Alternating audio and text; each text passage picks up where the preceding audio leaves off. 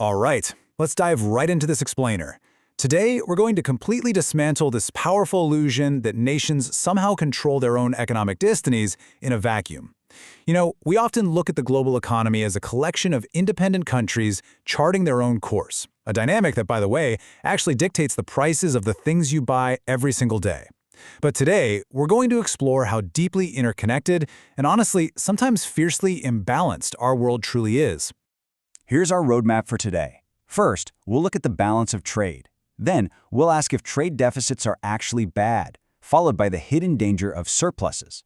After that, we'll tackle modern monetary theory. And finally, we'll look at the US dollar's massive gravitational pull. Starting with Section 1, the balance of trade, or who is actually winning the global scoreboard. So let's start our journey with the physical goods moving across borders. When ships cross oceans packed full of cars, electronics, and grain, how do we actually keep score? Well, the balance of trade is a super simple concept. It literally just measures a nation's exports versus its imports. If a country exports a greater value than it imports, boom, it has a trade surplus. Conversely, if it imports more than it exports, it has a trade deficit. Think of it as a flow variable, just a snapshot over a given period of time. Let's put some real-world numbers to this. Looking at this scoreboard, you'll see the world's largest trade surpluses are held by countries like China at $823 billion and Germany at $226 billion. On the flip side, the massive trade deficits belong to the United States at $1.15 trillion and the United Kingdom at $271 billion.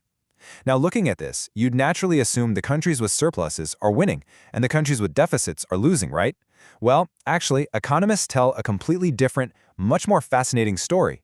Which brings us to Section 2, are trade deficits bad? Let's dismantle the deficit myth.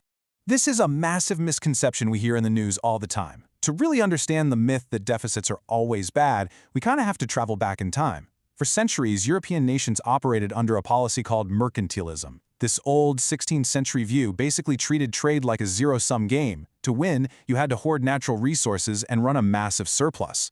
But then, classical economists like Adam Smith came along. In 1776, Smith outright rejected the balance of trade doctrine. He called the whole idea that one side loses and the other gains based on an exact equilibrium entirely absurd. And modern experts overwhelmingly agree with them. They completely reject the idea that bilateral trade deficits are bad. In fact, there are some major benefits. Think about it. A deficit often just means a country gets to consume way more than it produces. By utilizing efficiently produced foreign goods, a nation can actually enhance its own domestic productivity. It's essentially smart outsourcing. Plus, and this is crucial, whenever a country runs a trade deficit, that money eventually loops right back around as foreign investment into the domestic economy. Nobel Prize-winning economist Milton Friedman illustrated this brilliantly. He noted that the supposed worst-case scenario of a trade deficit is actually incredibly beneficial for the importing nation. Think about what's happening. You're receiving tangible, useful physical goods, cars, electronics, clothing, and in return, you are simply handing over pieces of cheaply printed paper currency. When you view it through that lens, running a deficit doesn't exactly look like losing, does it? All right, moving on to Section 3, the danger of surpluses, the hidden cost of winning. So if deficits aren't the villains they're made out to be, what about those massive surpluses? Well, legendary economists like John Maynard Keynes and more recently Joseph Stiglitz have pointed out that countries running massive surpluses actually exert a negative externality, which is just a fancy term for a harmful side effect on their trading partners. In a lot of ways, chronic surplus nations actually pose a much greater threat to global prosperity than the ones in deficit. Let's break down exactly why that is. By perpetually selling far more than they buy, nations with huge savings and massive surpluses essentially suck demand right out of the global system. Former Federal Reserve Chairman Ben Bernanke noted that when a country sells much more than it buys, it actively redirects demand away from its neighbors. That reduces output and employment everywhere else, forcing a really unbalanced global growth. Keynes actually believed that these creditor nations, the ones with the big surpluses, are the true disturbers of global equilibrium. Now for Section 4, Modern Monetary Theory and the Promise of Unlimited Policy Space. Okay, let's shift gears from physical trade over to the currency we actually use to pay for it. Enter a highly debated economic framework called Modern Monetary Theory, or MMT.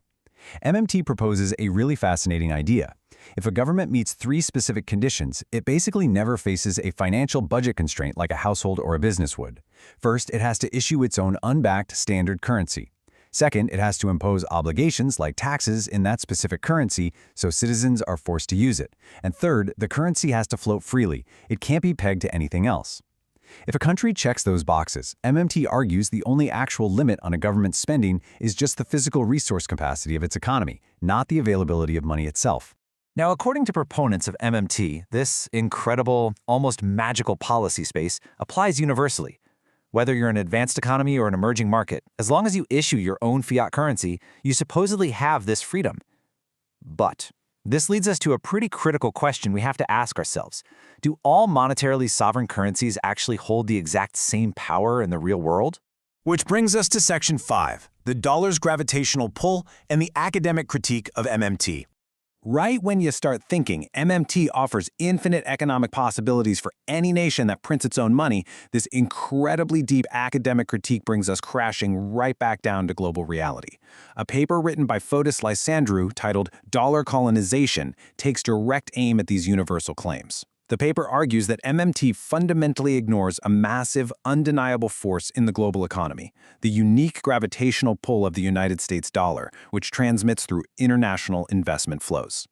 The critique highlights something absolutely crucial. The U.S. financial market possesses this unbelievable size and depth, what the author calls a massive, backing mass of securities. And this isn't just a fun piece of trivia, it translates into an equally huge disparity regarding economic policy space. Because the U.S. market is so gigantically deep, it acts almost like a black hole, pulling in international capital and creating a gravity that literally strips emerging market economies of their true sovereignty. When you compare the two, the contrast is just stark. The United States sits at one end of the spectrum, with full monetary sovereignty. But on the other end, emerging market economies, or EMEs, have these much smaller financial markets. They are highly vulnerable to the wild swings of international capital flows, often experiencing sudden stops where foreign investment just vanishes overnight. So advising these smaller nations to rely solely on their independent currency, like MMT suggests, actually condemns them to being trapped in the dollar's gravitational field.